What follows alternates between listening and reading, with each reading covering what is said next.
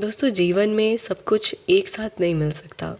यदि कोई किसी शिखर पर पहुंच गया है तो पीछे उसने कई त्याग किए हैं उसके लिए। कई बार हमें लगता है हम अकेले होते हैं, चाहे रीज़न जो भी हो उसके पीछे, घर परिवार दोस्ती कुछ भी। फिर हम ढूंढते हैं कोई इमोशनल सपोर्ट, और वो कहते हैं ना कि जो पहले से भरा पूरा रहता है उसे बाहर फिर कुछ आकर्षित नहीं करता।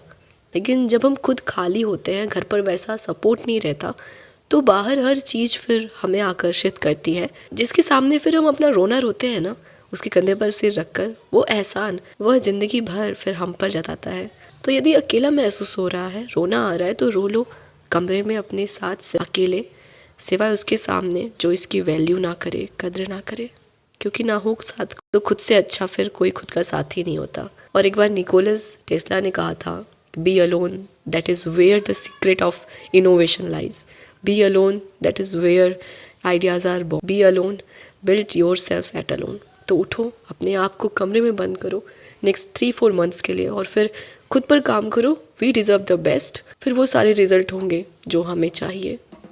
हेलो दोस्तों, गुड मॉर्निंग। मैं हूँ जागृति। आशा करती हूँ हमारा पूरा परिवार खुद से हर रोज़ जीत रहा है। स्वागत करती हूँ आप सभी का हमारे लाइफ चेंजिंग जर्नी की आज तीसरे दिन पर।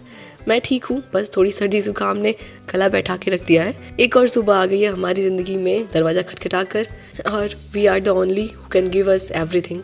सुबह के 4 बज गए, अलार्म आज फिर से बज गया। आज फिर उठना पड़ेगा, फिर से वो सब कुछ करना पड़ेगा। मेरे मन में चल रहा था आज कि काश उठना ही ना पड़ता। रात बीतती नहीं, 4 बजते ही नहीं। कुछ ऐसा ही चलता है शायद हम सभी के साथ, जब हमें सुबह सुबह उठना पड़ता है। लेकिन हमें यही तो सीखना है, हमारे मन को बेवकूफ़ बनाना। हमारा मन जो हमारे साथ गेम खेलता रहता है, जब हम इसे बार बार इग्नोर करेंगे तब ये समझ जाएगा और बार बार हमें उल्टे सीधे सजेशन देने नहीं आएगा। और ऐसा भी नहीं है कि हमारा कंसिस्टेंसी रूल काफ़ी स्ट्रिक्ट है और हमें हर दिन उसे फॉलो करना है। हम कभी कभार फ्लेक्सिबल भी हो सकते हैं उसके साथ। मुझसे उठा जा रहा था तो मैं उठ गई। उठते ही मन में आज था कि आज के दिन को काफ़ी प्रोडक्टिव बनाना है, क्योंकि कल का दिन सर्दी जुकाम की वजह से काफ़ी बिगड़ सा गया था। तो फिर अभी हमने मुंह धुला है और हमने स्टार्ट कर दी है अपनी रिवीजन सीडीपी नोट्स की। आज हमारा जो टारगेट लिस्ट है उसमें है सीडीपी रिवीजन, मैथ्स, हिंदी, ये 3 मेजर सब्जेक्ट रहेंगे। साथ में रहेगा वोकैब। फर्स्ट स्लॉट जो है मॉर्निंग वाला, वो हमारा चला 4:30 to 6 AM। हमने 1.5 घंटा लेकर के शुरुआत करी थी, लेकिन रिवीजन में समय थोड़ा ज़्यादा लग गया। 6:15 बज गया था। कोशिश रहता है कॉन्सेप्ट को समझने का। काफ़ी टाइम हो गया था तो चीज़ें याद ही नहीं आ रही थी। काफ़ी समय लगा उनको समझने में, और हम सब कुछ याद भी नहीं कर सकते। कुछ इंपॉर्टेंट पॉइंट्स ही होते हैं जिन्हें हम याद कर पाते हैं।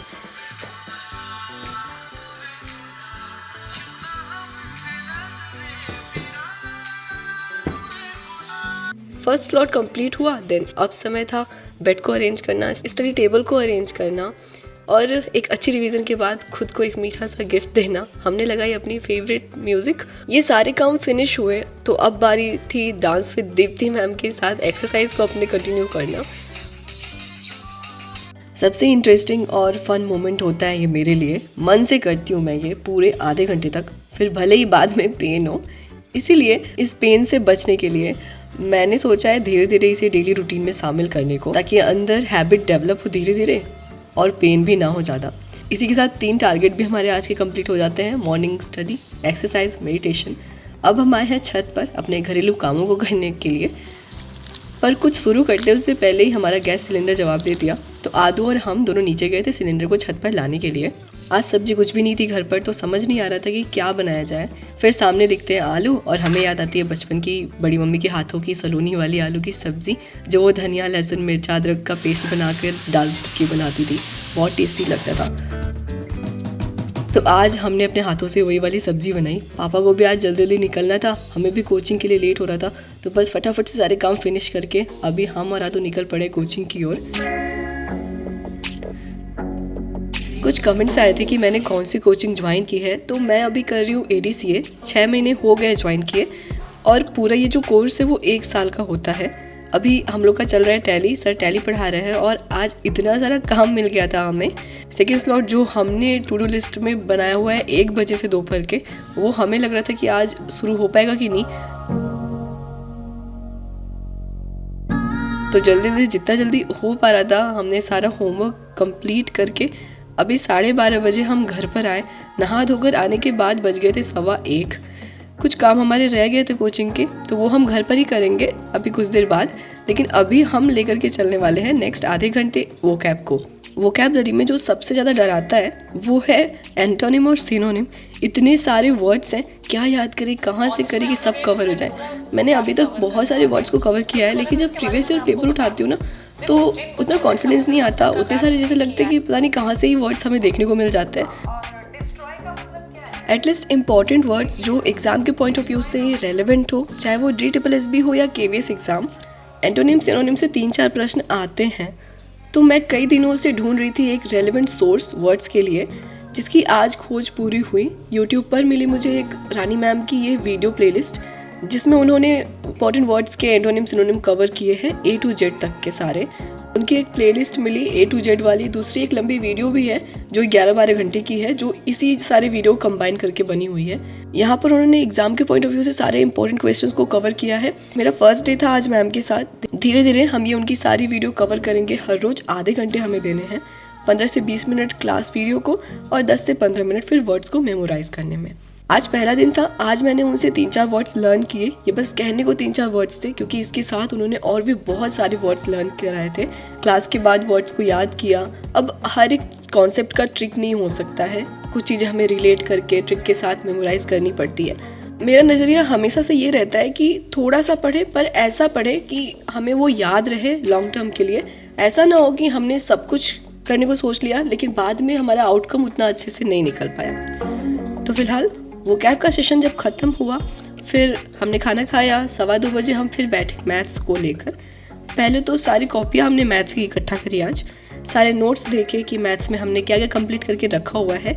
ये सारे नोट्स हमने मैथ्स की आदित्य रंजन सर से यूट्यूब पर पढ़कर उनकी क्लासेस देखकर कंप्लीट करी है। मुझे आदित्य सर से मैथ्स पढ़ना बहुत पसंद है। बहुत सारे टीचर्स हैं मैथ्स पर। हमें जिसका भी कॉन्सेप्ट समझ में, हमें जिससे भी पढ़ना अच्छा लगता हो, हम उनके साथ जा सकते हैं। मैंने पाया कि अधिकांशतः टॉपिक हमारे मैथ्स के कवर हैं, तो आज हम कोई नया टॉपिक स्टार्ट नहीं करेंगे। अब बस धीरे धीरे अपने कवर किए गए चैप्टर्स का हम प्रैक्टिस करेंगे, क्योंकि practice makes a man perfect. और हम वीडियो देखकर नोट्स बना लेते हैं, पर प्रैक्टिस को इग्नोर करते जाते हैं। तो एक बार कॉन्सेप्ट हमने क्लियर कर लिया किसी भी टीचर के साथ, तो फिर प्रैक्टिस। अब आज हमने चैप्टर सबसे पहला उठाया है नंबर सिस्टम। अब इसके अंदर भी काफ़ी सारे पॉइंट्स हैं जिस पर बेस्ड हमारे एग्जाम में क्वेश्चन देखने को मिल जाते हैं, जैसे यूनिट डिजिट, फैक्टर्स पर बेस्ड क्वेश्चन, प्रॉपर फैक्टर्स पर बेस्ड, डिविजिबिलिटी पर बेस्ड, फिर रिमाइंडर पर बेस्ड कितने सारे क्वेश्चन पूछे जाते हैं हमारे एग्जाम में। सबसे पहले तो हम लेकर के बैठे नोट्स को रिवाइज करने के लिए। अब ये जो नोट्स है ये हमने 10-11 महीने पहले बनाया था, और अभी जब इसे हम फिर से रिवाइज करने बैठ रहे थे तो कॉन्सेप्ट को समझने में हमें 2 से ढाई घंटा लग गया था। फिर जाके मैंने कहीं, मेरे पास एक प्रीवियस ईयर की बुक थी क्वेश्चंस की, मैथ की, उससे हमने क्वेश्चन सॉल्व करने शुरू किए। कल रात को जब हमने टू डू लिस्ट अपना बनाया था तो लग रहा था कि आज काफ़ी सारे क्वेश्चन प्रैक्टिस कर पाऊंगी, पर ऐसा कुछ भी नहीं हो पाया। बीच में कुछ कामों के लिए उठना पड़ा, फिर कोचिंग का होमवर्क था वो भी हमें बीच में उठ के करना पड़ा। इस कारण आज हमारा हिंदी का 1 घंटे का स्लॉट भी हमने कल पर डाल दिया। अब इसका हमने रिग्रेट नहीं लेना है कि हिंदी तो हुआ ही नहीं, या डीमोटिवेट नहीं होना है। हमारा नज़रिया ये होना चाहिए कि हम जितना भी पढ़े वो ठीक से पढ़े। अब जब हमारा मैथ्स का रिवीजन कंप्लीट हुआ, कॉन्सेप्ट अभी भी माइंड में बिल्ड हुए, यदि उसी समय हम उसे छोड़ देते तो नेक्स्ट अगला बारी जब आता, अगला हफ्ता, तो फिर से हमें एक्स्ट्रा मेहनत करना होता। आज जब हमने कॉन्सेप्ट समझ लिया, उसी वक्त प्रैक्टिस भी कर लिया क्वेश्चन का, तो अब अगली बारी हमें उतना समय नहीं लगेगा कॉन्सेप्ट को सीखने में, पक्का करने में।